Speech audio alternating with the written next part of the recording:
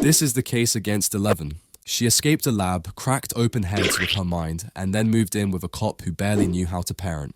She says she wants a normal life, but she brings the apocalypse with her every time she gets mad. Let the prosecution begin. Exhibit A, built to break things. Before she had a name, she had a number. Before she had friends, she had electrodes taped to her skull. She wasn't raised, she was engineered, locked in a concrete cell, thrown into sensory tanks, praised for pain, punished for fear. They didn't teach her how to cope, they taught her how to obey and how to destroy. And when she finally escaped into the real world, she brought the lab with her. In season 1, we meet 11 barefoot in the woods, barely able to speak, starving, shivering, and then she explodes a man's brain. Her first act of freedom, flipping a van mid-air like it owed her child support. Her second, snapping necks like it was a reflex. Yes, she was protecting the boys, but that's the problem. Her only model of love was violence. You threaten her friends, she doesn't call for help. She clears the room. No flinch, no hesitation. Just blank eyes and a bleeding nose. Because when 11's scared, people die. Not always the right people. Not always the bad ones. Just anyone standing too close. This isn't about guilt, it's about danger. You put military-grade psychic force in the body of a traumatized kid and then act surprised when she uses it like a survival instinct. Charge 1. Unregulated psychic force released into civilian life without training, therapy, or boundaries. Exhibit B. The roller rink incident. New town, new school, no powers. 11 wants to fit in, but trauma doesn't care about zip codes. Angela mocks her in public, pushes her in front of a crowd. And 11, she grabs a roller skate and swings. She hits Angela in the face. No powers, no freak accident, just calculated rage. Angela deserved consequences, but not a concussion. This wasn't a meltdown, it was a choice. Because 11 isn't just dangerous when she's powered up. She's dangerous when she's cornered. Charge 2, assault with a blunt object, driven by emotional flashback and miscalibrated moral response. Exhibit C, the lost powers spiral. After the arrest, 11 spirals. She's powerless, vulnerable, and more alone than ever. So what does she do? She chooses to return to the lab. Voluntarily. Like someone nostalgic for trauma. She gets in a van with strangers and willingly walks back into the place that broke her. Because she believes power is the only thing keeping her safe. And without it, she doesn't know who she is. This isn't bravery, it's relapse. Charge 3. Voluntarily returning to a government trauma facility because you missed the tank. Exhibit D, the revenge reboot. Inside the Nina project, 11 relives every awful memory until her powers come back online. No rest, no therapy, no questions. She wakes up stronger and instantly weaponizes it. She doesn't ask, should I use this again? She asks, where's Vecna? When Owen says, wait, she says, no.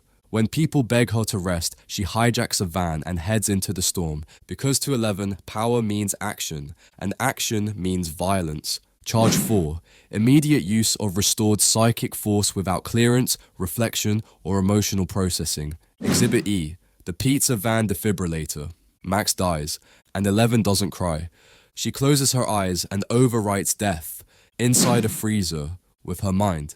She enters Max's shattered brain and drags her back. Not with medicine, not with consent, with stubbornness and trauma-fueled override mode. Max comes back, but not fully. Blind, broken, fading, and 11 stands there like she just aced a science fair. She didn't save Max, she rebooted her. Charge 5. Psychic resurrection without medical oversight, consent, or respect for the laws of nature. Exhibit F.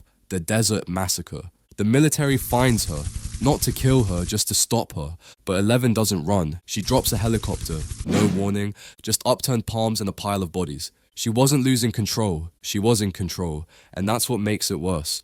Because 11 doesn't respond to threats. She neutralizes them entirely. Charge 6. Lethal force against federal agents and destruction of military equipment without de-escalation. Exhibit G. The silence after the storm.